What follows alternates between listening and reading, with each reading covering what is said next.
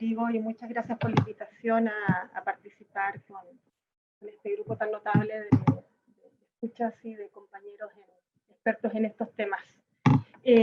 Yo voy a presentar, yo no sé si se ve ya o no se alcanza a ver todavía. Todavía Sí. no se ve. ¿No se ve? Dame un segundo. Ahora sí, ahí está entrando. Muy bien, perfecto. ¿Ahí está? Sí, muy bien. Ok, la voy a poner en modo presentación. Ahí. ¿Ahí sí? Ahí está. Sí. Perfecto.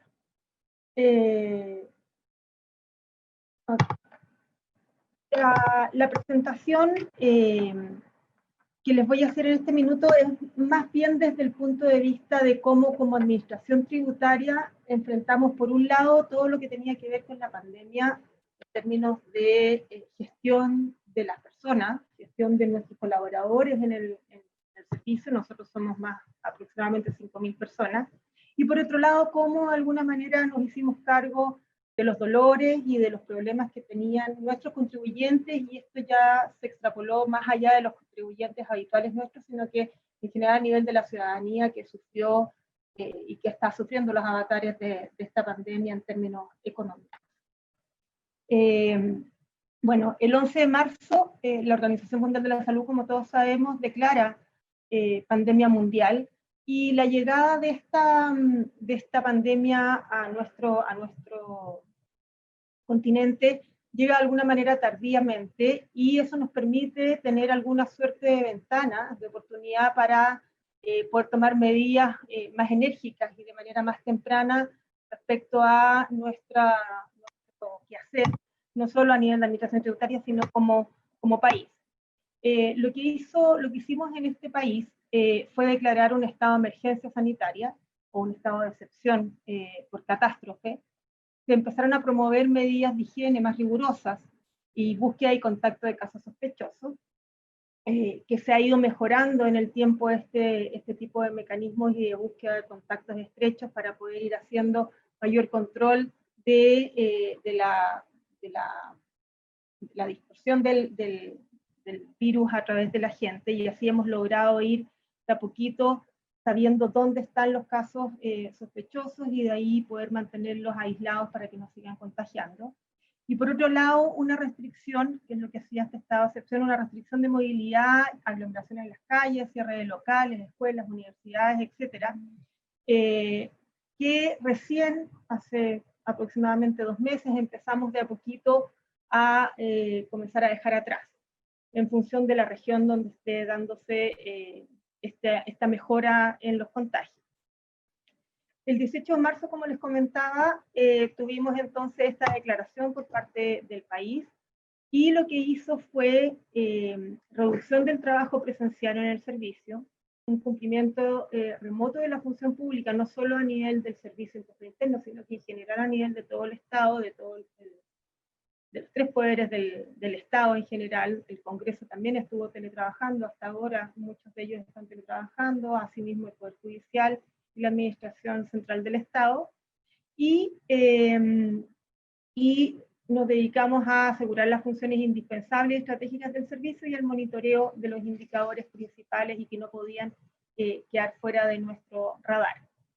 El servicio dictó en ese minuto una resolución que en consideración de ello pudimos hacer estas gestiones como la reducción del trabajo presencial. Lo primero que se trató de hacer fue que la gente con el riesgo mayor, gente con una enfermedad preexistente o con algún problema específico, o gente mayor, embarazada, etcétera, se fuera a trabajar directamente a sus casas. Y lo que hicimos de manera muy rápida fue tratar de adecuar las condiciones en cada una de las casas o los domicilios de estas personas para que pudieran trabajar conectados a los sistemas que debiesen ser necesarios para su habitual trabajo. Lo que se pretendió hacer con esta resolución y con esta forma de trabajo durante todos estos meses fue reducir al mínimo el trabajo presencial y solo dejar el personal estratégico y el personal operativo necesario para atender las urgencias a nivel de las oficinas regionales. Nosotros tenemos 70 oficinas regionales a lo largo de todo el país y se atendían consultas muy de emergencia. Y a nivel de la Dirección Nacional, que es donde nos ubicamos nosotros con el director nacional, también se dejaron personas que representaran cada una de las áreas de manera presencial y en turno, para que pudiéramos estar en contacto con cualquier problema que hubiese a nivel de la Dirección Nacional, pero todo el trabajo se hizo de manera remota y fue muy rápido. El poder entregar computadores a la gente si es que no los tenían, o ir habilitando computadores personales para poder tener la conexión directa y segura a los sistemas internos del servicio. ¿Cuál fue la mayor preocupación durante estos meses del servicio? Básicamente, el más importante fue resguardar la salud de los funcionarios y de los contribuyentes. Y por lo tanto, mientras que vimos posible la realización de los trabajos de manera o de a distancia, digamos, logramos seguir y tener continuidad en estos periodos. Estamos hablando a partir de marzo hasta aproximadamente julio, para no dejar de lado todas nuestras obligaciones, tanto con los contribuyentes como con los procesos propios de la fiscalización. Una de las cosas que es importante destacar acá es que nuestra operación grande, que es la operación renta, se desarrolla en abril.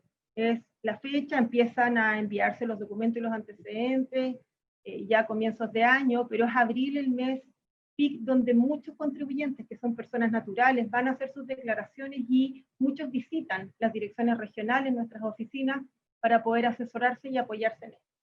En general lo que hacemos es un despliegue mayor incluso que el número de oficinas que tenemos, y nos apoyamos con equipos de universidades, estudiantes de carreras que tuvieran alguna relación con contador o cosas de ese estilo, y ellos son los que nos apoyan en dar y en brindar esta asesoría. Teníamos ya todo levantado, como todos los años, un excelente plan.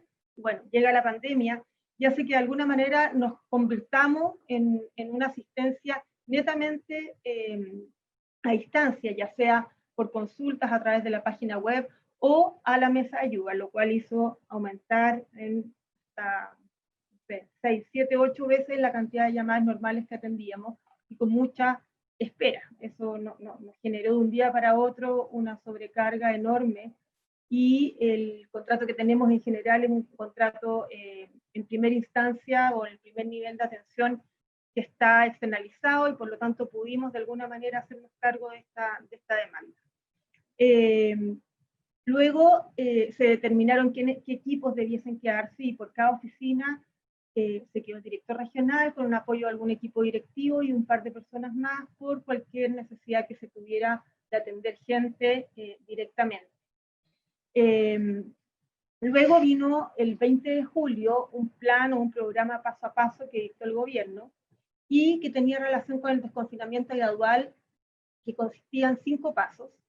Desde el confinamiento completo hasta ya un desconfinamiento que llevaba la apertura de los restaurantes, los cines, gimnasios, etc.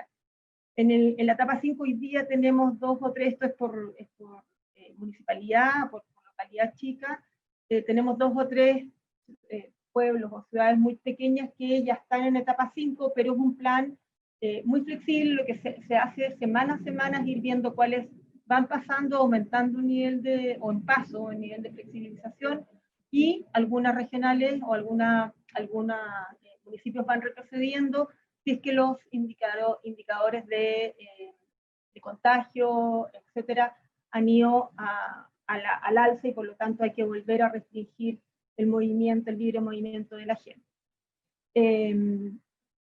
Nosotros, al alero de este plan paso a paso, lo que se decidió ya era poder levantar un plan de continuidad de funciones y un restablecimiento progresivo de la atención y de la atención presencial y del trabajo ya directo desde las oficinas.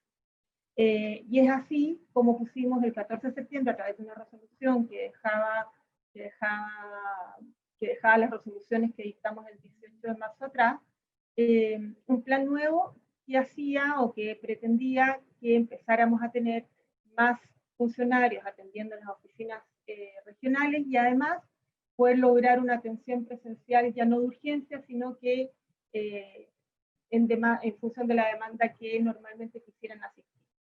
Y a la fecha les puedo contar que el 56% de los funcionarios hoy día se encuentra en trabajo presencial, obviamente cumpliendo con los aforos, y estos aforos nos hace que la presencia de la gente sea en turno, para que podamos respetar todo lo que tiene que ver con el distanciamiento, los usos comunes de baños, cocinas,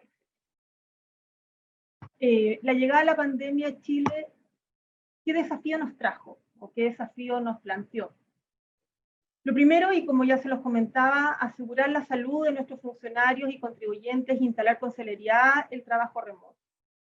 Gracias a Dios hemos tenido, a la fecha llevamos aproximadamente 90 personas contagiadas, lo cual es un número bastante bajo si uno compara con la tasa del país, dado que somos 5.000 funcionarios.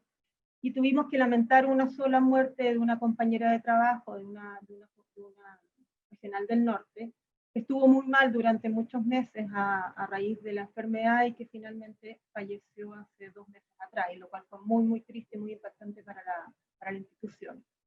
Pero creemos que el que la gente haya estado trabajando desde sus casas logró disminuir el contagio que podría haberse dado si hubiésemos seguido más meses trabajando en la oficina. Luego, tenemos que garantizar la continuidad del servicio, y ese fue uno de los principales desafíos, y ya le voy a contar un poco qué es lo que estuvimos haciendo. Desarrollar eficientemente los procesos críticos de marzo y abril, como les contaba, de la operación renta, y preparar a los funcionarios a llevar a cabo sus funciones, nuevas responsabilidades y un nuevo método de trabajo. Esto fue sumamente importante porque la gente no toda estaba acostumbrada a realizar trabajo remoto, a trabajar desde un computador propio en la casa, sino que usando los computadores de la oficina. Y este cambio no se hizo a través de un plan de gestión de cambio en varios meses, fue de un día para otro y estuvo a cargo de las jefaturas de cada una de estas personas. Y creemos que en un corto plazo, como fueron 2 o 3 semanas, la gente volvió a rearmarse y a empezar a trabajar desde sus casas, probablemente no con la misma productividad, dado que se sumaban nuevas labores, las labores del hogar, de los niños, de las escuelas en línea, etcétera, pero sí cumpliendo con lo que era necesario cumplir para poder atender a nuestros contribuyentes y todas las labores del servicio. Ampliar la cobertura de los canales remotos de atención a contribuyentes, ahí ya les voy a comentar cómo potenciamos las atenciones a distancia, y los desafíos logísticos y adaptaciones tecnológicas apropiadas, que esto fue fundamental para poder lograr que los clientes pudieran hacer todos sus trámites a través de la web. ¿Cuáles fueron nuestros desafíos entonces? Mantener la salud y bienestar personal y del público en general, y para ello tomamos todas las medidas de distanciamiento social, alcohol gel, pusimos protectores o estas láminas plásticas, se respetaron y se marcaron las distancias, todo lo que el país a través del Ministerio de Salud indicó, las medidas se tomaron en cada una de las oficinas y a nivel nacional también.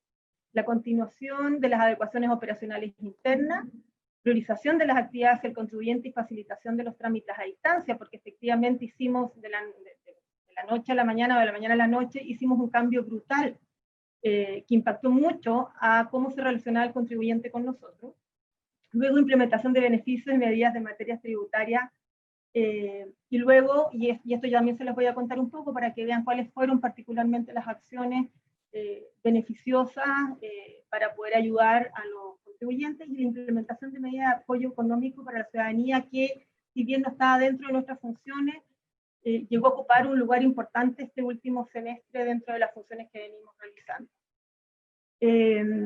El foco que tuvimos en esta adecuación, que ya veníamos trabajando en la línea de la gestión de la experiencia, fue acceder, que el acceso fuera lo más fácil, lo más simple posible. Por suerte ya teníamos 2 o 3 años de experiencia en esto, y por lo tanto, si bien lo hicimos muy, muy rápido, o sea, toda la metodología que habla de muchos pasos y de hacer muchas pruebas, lo que hicimos, tuvimos que hacerlo muy rápido, sí lo aplicamos y los equipos ya estaban de alguna manera seteados para poder trabajar en esa línea. Y los equipos informáticos que estuvieron trabajando a nivel de sus casas, estuvieron desarrollando acciones para poder modificar todos los sistemas y las formas de trabajo, o sea, una atención interna a todos los funcionarios y también de cara a los contribuyentes. ¿Qué nos pasó? Este año nosotros tuvimos, o el año pasado, tuvimos un cambio en la norma tributaria, le llamamos la modernización tributaria, Y una de las cosas importantes era obligar a que todo el ciclo de vida del contribuyente, o sea, desde el inicio y la solicitud del número del RUT hasta el término de giro, se hiciera a través de Internet. Esto no era obligatorio y no teníamos todos los trámites de alguna manera automatizados a través de Internet. Y la norma nos venía diciendo, nos obligó a que esto fuese así durante este año. ¿Qué nos pasó? Que esto nos pilló justo entre medio de la pandemia y teníamos todo un plan de gestión del cambio para poder capacitar a los funcionarios. ¿Ah? ¿Perdón? Ah. Y además ayudar a los contribuyentes con noticias, con cursos para poder usar esto, y de la noche a la mañana de alguna manera la oportunidad, el hecho de que haya estado pandemia, que todo el mundo se guardó en sus casas, hizo que todos los sistemas que habíamos adecuado para usar o para hacer los trámites a distancia se usaran así como venían, sin mayor capacitación a través de los contribuyentes. Tuvieron que de alguna manera apoyarse en la mesa de ayuda, llamando, pero sí usando estos sistemas a partir del 1 de junio. Así que el desafío que tuvimos el primer semestre fue brutal. Mucho estrés en los equipos y mucho estrés en los contribuyentes que además no se atrevían a salir a las oficinas para pedir ayuda, y todo el apoyo lo tuvieron que hacer de manera escrita o telefónica. Respecto a las medidas y beneficios en materias tributarias, tuvimos varias. Aquí hay un ejemplo pequeño de lo que tuvimos, pero las principales fue devolución de las retenciones independientes. Todas las retenciones que se hicieron por boletas honorarias en enero y febrero se devolvieron, lo cual parece simple de pensar y como una buena ayuda económica, pero en términos de operaciones, de sistemas nuestros, no era tan fácil calcular, ver, devolver. Luego una devolución anticipada de la operación renta. Nosotros tenemos, ahí van los números, la devolución retenida independiente, tuvimos 773.000 contribuyentes con más de 100.000 millones en dos procesos, el 27 de abril y el 9 de mayo. Como les decía, una devolución anticipada, la operación renta se hace durante el mes de abril, las declaraciones, y en mayo recién se están empezando a devolver las peticiones de devolución. Hicimos un adelanto con un esfuerzo tremendo entre nosotros y la Tesorería General de la República para poder adelantar esto más o menos en 20 días. Y el 21 de abril estuvimos haciendo una primera devolución y luego el 29 de abril una segunda devolución, de manera de ayudar más rápidamente a los contribuyentes que tenían devolución. Luego, una de las medidas importantes también fue la postergación en 6 o 12 cuotas del pago de los giros por IVA. A la gente que le habíamos hecho giros por el impuesto al IVA, le permitimos poder pagar ese pago que tendría que haber sido al día en 6 o 12 cuotas, y ellos podían tomarlo. Esto fue alrededor de 200.000 declaraciones de IVA que se postergaron. Suspensión de los pagos previsionales mensuales también fue una de las medidas que por ley se dictaron y que ayudó a más de 1.200.000 personas en sus declaraciones entre marzo y junio. Otro de los temas que también salió por ley fue la postergación del pago de contribuciones. Nosotros tenemos 4 cuotas al año, en abril, en junio, en septiembre y en noviembre, y la primera norma habló de postergación del pago de las primeras 2 cuotas, y ahora también se dictó una nueva norma para poder postergar las segundas 2 cuotas, lo que hace que podamos pagar todo lo que se dé este año de manera prorrateada el próximo año. Y la afectación es alrededor de 900 contribuyentes con sus predios. Uno de los temas que venía en la modernización tributaria, que les acabo de hablar, era la obligación de la boleta electrónica. Ustedes saben que Chile ha sido los pioneros en tener facturación electrónica, y que a partir del año 2017 ya es obligación para todos los emisores de facturas el tener documentos tributarios de manera electrónica. Nos quedan 2 documentos tributarios importantes, y uno de ellos, que es muy masivo, es la boleta de venta y servicio, la común y corriente que a uno le dan en las tiendas, en los almacenes, hacerla de manera electrónica. Si bien ya teníamos contribuyentes que se han ido subiendo a la boleta electrónica, la mayoría de nuestros contribuyentes no tenían papel o tenían sistemas distintos. Lo que hicimos además en paralelo este año a todo lo que ya les venía mostrando fue poder normar y reglamentar de una manera más simple todo esto, dejando solo como válido las boletas de venta y servicio. Y inicialmente esto entraba en vigencia el 1 de septiembre. Dada la pandemia, también se postergó la entrada en vigencia el 1 de enero. Y lo que hizo el servicio, al 1 de enero para los que eran facturadores electrónicos, y el 1 de marzo entra el otro grupo, que es lo que no han tenido ninguna relación con los medios electrónicos de emisión y por lo tanto se da un mayor plazo. Y esto está afectando aproximadamente a 426.000 contribuyentes que emiten boleta, y como ustedes pueden ver, el 80% de ellos son micro y pequeñas empresas. Nosotros el 1 de septiembre pusimos a disposición de todos los contribuyentes un sistema gratuito, ahí está la imagen, un sistema gratuito de emisión de boleta que les permite emitir boletas por distintas sucursales a una sola empresa, y se inscribe de manera gratuita, cumpliendo además con todo lo que la norma les dice, que es enviar estas boletas y esta información en línea al servicio. Hasta hoy tenemos 63.000 boleteros electrónicos, teniendo ese grupo 21 o 22.000 utilizando la plataforma gratuita nuestra. El resto son en general boleteros de un amplio volumen y que tienen soluciones más efectivas, más eficientes para su sistema y que están de alguna manera vinculados con sus sistemas internos de emisión de boletas y ya venían emitiendo boletas electrónicas. Estamos trabajando fuertemente en la difusión de esto para que el 1 de enero se suban fácilmente los contribuyentes que tienen que subir. Como les hablé, esas son medidas que de alguna otra manera nos afectaban a nosotros como administración tributaria, pero además a nivel país, como hubo tanta pérdida de trabajo, como mucha gente tuvo, como aquí comentaron en algún minuto, algún acuerdo de baja de horas de trabajo y perdieron más de la mitad del sueldo que ganaban antes, lo que hizo el gobierno fue dictar varias leyes para apoyo y para ir en apoyo a estos grupos de personas de la clase media que ganaran entre un poquito menos de $1.000 y sobre $4.000. Era en un rango de sueldo, y si habían perdido este sueldo, de alguna manera tenían la posibilidad de un aporte fiscal que llegaba aproximadamente a $100, una cosa así, que les regalaban, de alguna manera de un subsidio, y ese subsidio podría afectar a 9 millones de personas en el país, y la capacidad de administrar esto se pensó con orgullo y lo tuvimos que trabajar nosotros porque pensaron que no había otra institución dentro del país que se pudiera hacer cargo de esto, sobre todo porque además se comparaba con la renta del año pasado, y esa información la teníamos nosotros. Así que lo que primero hicimos fue trabajar en un bono que se hizo a partir de agosto, que se dio durante todo agosto, y que fue un trabajo de verdad descomunal.